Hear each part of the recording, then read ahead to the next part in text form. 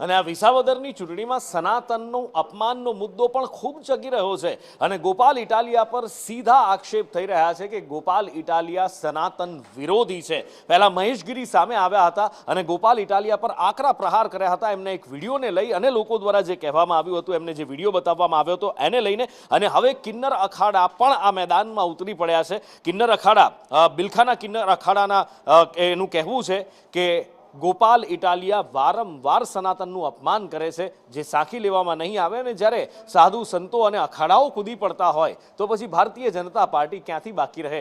યજ્ઞેશ દવેએ પણ આકરી પ્રતિક્રિયા આપી છે।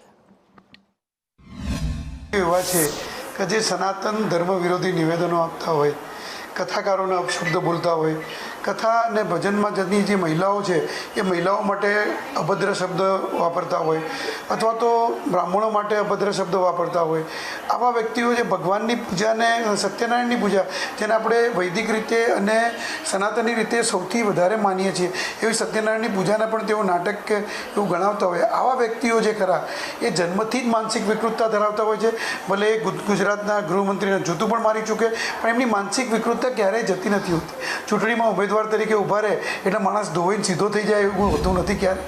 ગોપાલ ઇટાલિયાને એમ કહું છું કે તું આ વિડિયાની અંદર બોલે છે, જે સાધુ સાધ્વીઓ જે ભાષણ કરે, જે બ્રાહ્મણો કથા કરે, એમાં તાલીઓ પાડે, એને તું આ હોરઠની અંદર તો આ જૂનાગઢથી માંડી અને સટ જાપા લગણ કિન્નરોના અખાડા છે, આદિ અનાદિથી અને સતના અખાડા પડ્યા છે।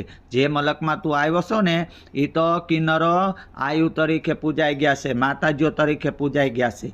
એટલે આ તું જે કાર્ય કરો છો ને એ તારા સ્વાર્થ માટે કરો તો ચૂંટણીનું કામ ચૂંટણીનું જ કર, અને તારાથી તો ઘેર ઘેર માંગવાની હેસિયત નથી, માંગે છે, સમજી ગયો? આ તને ચોખ્ખા શબ્દમાં કહી દઉં છું।